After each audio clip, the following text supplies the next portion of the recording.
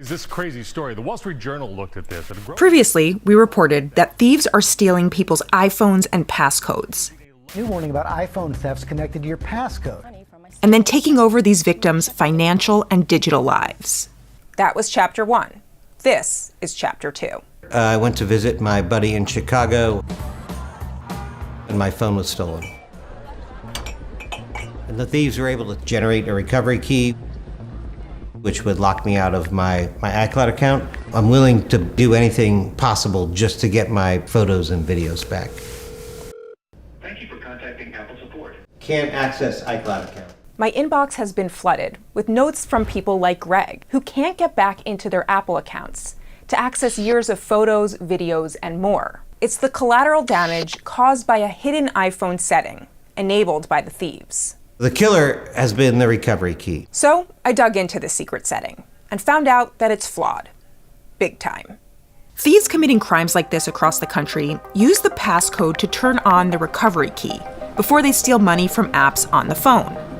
This way, the owners can't remotely get back in to wipe the device and use Find My iPhone. To understand how thieves exploit these vulnerabilities, think of your Apple account like a house. The thieves get in and then keep you out by changing the main lock on the front door, your Apple account password. Yes, with the passcode to your iPhone, they can change the Apple account password. It's a major vulnerability in itself, which I talked about a lot in that first video. Now, if a victim wants to get back in, they go through account recovery, aka the old forgot your password reset process. Apple will ask for your trusted phone number. Provide that and a texted code, and you should be able to create a new password to unlock the front door. But many of these thieves put up more barriers. They change the trusted phone number and/or create a recovery key. Under Settings, Apple ID, Password and Security, Account Recovery, you can turn on a recovery key, which creates a unique 28-character code. It is now needed to get to the step of changing your account password. If you don't have that code, Apple says you could be locked out of your account permanently, aka the door can never be opened. When you call Apple and you tell them you don't have the recovery key, what do they tell you? To an extent, they told me, too bad, so sad. There was no possible way to regenerate the recovery key or to get access to my data without that specific recovery key. Contacted Apple support, many levels, tried to escalate that. I've went through Apple Legal, who pushed me back to Apple support. I've spoken to many attorneys trying to figure out a course of action to get my data back. When I reached out to Apple about all this, a spokesman said, "We sympathize with people who have had this experience, and we take all attacks on our users very seriously, no matter how rare. We work tirelessly every day to protect our users' accounts and data, and we are always investigating additional protections against emerging threats like this one."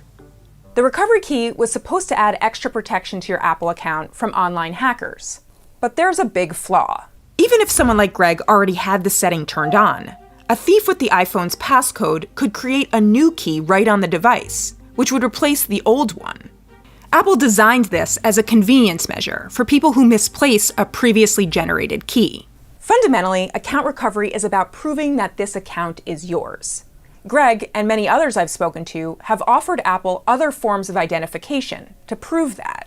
I've been willing to give Apple any piece of identification or verifiable information that I am me and this is my account, whether or not that be my ID, my passport, my social security number. Of course, there's a reason Apple doesn't keep your social security number on file. Privacy. There is one thing you can do right now to prevent this from happening if your iPhone were ever stolen. Go to Settings, Screen Time, use Screen Time passcode, and create a passcode that's different from your main phone passcode. Now, go to Screen Time, Content and Privacy Restrictions. Then turn on this switch. Scroll down to the Allow Changes section, where it says Account Changes, and select Don't Allow. Now, a thief wouldn't be able to get into this area to change your account password or turn on that recovery key. They would need that Screen Time passcode. But clearly, there is far more for Apple to do here to protect us from crimes like this. The recovery key policies should be changed so that it's not the only way to get back into an account once it's activated. And Apple should certainly restrict the recovery key from being so easily deleted or regenerated by someone who has your phone and passcode. And Apple should provide another way to confirm people are who they are, possibly by accepting government IDs. Ultimately, this entire crime is based around Apple loopholes. A stolen phone, passcode, and tap of a button shouldn't mean fighting one of the world's largest companies to get our memories back. At this point, I'm willing to offer Apple whatever it takes to get my pictures and videos back, whether it's tens of thousands of dollars, a retina scan, a DNA test, whatever it takes.